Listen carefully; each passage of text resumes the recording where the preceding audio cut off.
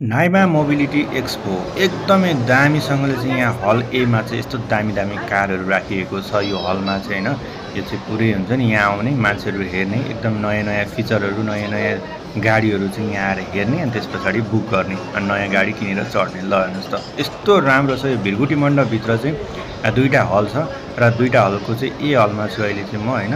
ल हेर्नुहोस् यस्तो राम्रो राम्रो गाडीहरू अनि मान्छेहरू चाहिँ एकदमै भिड। यहाँ आइसकेपछि चाहिँ जोसुकै आओस् होइन, मान्छेले गाडी किनोस् नकिनोस् तर पनि यो ठाउँमा आएर चाहिँ गाडी चढेर हेरेर फिचरहरू मजाले अवलोकन गर्न सकिन्छ होइन। अब गाडी नै नकिन्दै पनि यो ठाउँमा गएर चाहिँ मैले एकदमै भन्छ नि गाडीहरू हेरेँ। हेर्नुहोस् नयाँ नयाँ कम्पनीको गाडीहरू पनि एकदमै धेरै थियो। इभी गाडीहरू चाहिँ बबाल बबाल नै राखिएको छ यहाँ होइन। धेरै जस्तो चाहिँ इभीलाई नै फोकस छ अहिले नेपालमा। सो नयाँ नयाँ कम्पनीको गाडीहरू अब हामीले चाहिँ त्यस्तो धेरै नयाँ नयाँ कम्पनीको देखेको छैन, तर यहाँ चाहिँ नयाँ कम्पनी आउने बित्तिकै सोमा राखिहालेको हुन्छ होइन। नयाँ गाडीहरू छ भनेदेखि राखिदिने। ल हेर्नुहोस् यो अफरोडको लागि रेडबुल गाडी एकदम बबाल छ यो गाडी पनि होइन। पुरै पाहाडतिर पनि जाने ढुङ्गासुङ्गा त्यस्तो मजाले चढ्ने यो गाडी पनि बबाल छ। मान्छेहरूले हेरिरहेको छन् क्या यो ठाउँमा आएर चाहिँ। अनि अरू अरू कम्पनीको इभी गाडीहरू ल हेर्नुहोस् यस्तो बबाल बबाल छ।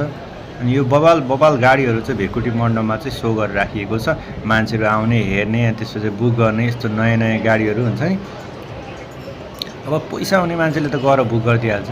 अनि त्यसपछि केटाकेटीलाई एकदम खुसी पार्नको लागि चाहिँ रोबोट पनि राखिएको छ होइन। त्यो रोबोट पनि बेला बेला कुदिरहेको हुन्छ यो कारमा। ल हेर्नुहोस् त कस्तो बबाल बबाल गाडीहरू। अब मान्छेको चाहिँ कुन ठाउँमा चाहिँ मान्छेको भिड एकदमै धेरै छ त्यो कुरा चाहिँ ख्याल गर्नु होला है, कुन कम्पनीको गाडीमा चाहिँ मान्छेको भिड छ। ल हेर्नुहोस् यता पनि अब यस्तो यस्तो सुन्दरी सुन्दरी राखेर चाहिँ गाडीहरूलाई चाहिँ पुरै हुन्छ नि। अब मान्छे चाहिँ जाउँ जाउँ यो गाडी हेरौँ हेरौँ जस्तो पार्दिने होइन। ल हेर्नुहोस् यो चाहिँ हल एमा भएको यो दृश्य हो कारहरूको। अब हल टूमा चाहिँ हजुरले यस्तो भ्यानहरू बसहरू देख्न सक्नुहुन्छ। ल हेर्नुहोस् त नयाँ नयाँ बस भ्यानहरू अनि त्यसपछि बाइक स्कुटरहरू चाहिँ त्यो ठाउँमा अब जति पनि छ सबै चाहिँ प्रायः जस्तो चाहिँ इभी नै छ है यहाँ। फेरि अहिले इभीकै भ्यानहरू, इभीकै बसहरू होइन, इभीकै बाइकहरू हुन्छ नि। अब त्यस्तो छ होइन, इलेक्ट्रिकबाटै चल्नेवालाहरू, ब्याट्रीबाट चल्नेवाला अहिले चाहिँ फोकसै त्यही छ होइन। अनि त्यस पछाडि ल हेर्नुहोस् यस्तो राम्रो राम्रो अनि मान्छेहरू पुरै बब्बाल बब्बाल बाइकहरू छ क्या फेरि यहाँ। ल हेर्नुहोस् यो बाइकहरू कत्रो केटिएमको बब्बाल बब्बाल छ होइन। अब हेर्दाखेरि त के गएर किनेर हिँडिहालौँ न जस्तो लाग्छ, पैसा त्यस्तै हो होइन। सो एकदम राम्रो राम्रो गाडीहरू बसहरू होइन। अनि त्यसपछि ल हेर्नुहोस् यस्तो यो स्कुटरहरू कस्तो बबाल बबाल छ क्या, हेभी हेभी स्कुटरहरू राखिएको छ। अब यो भ्यानहरू भयो होइन। अब दामी छ, मान्छेहरू त्यहाँ गइरहेको छन् हेरिरहेको छन् पिक्चरहरू। अब आफूलाई आवश्यकता अनुसारको ल यो चाहिँ किन्नु है भन्ने मान्छेहरू किनिरहेको छन्। ल हेर्नुहोस् त यो 2,80,000को स्कुटर इभीमा बबाल छ यो पनि होइन। लगायत अन्य धेरै चिजहरू छ त्यहाँ गएर मजाले हेर्न सक्नुहुन्छ। अब फ्रीमै भित्र छिर्न पाइ नै हालिन्छ होइन।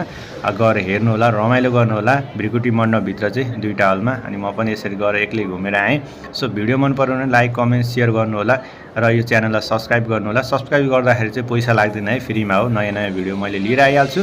आरजु दिपकको यो च्यानल चाहिँ सब्सक्राइब गर्नु होला है, सबैजनाले साथ दिनु होला। र ल हेर्नुहोस् दामी दामी बस छैन त, बब्बाल बब्बाल बसहरू राखिएको छ यो ठाउँमा। र यी सबै इभी हुन् है, सबै इभी हुन्। अनि त्यसपछि फिचरहरू देखाउने यताउता गर्न त्यो मजाले हेर्न पाइन्छ, जान सक्नुहुन्छ है त।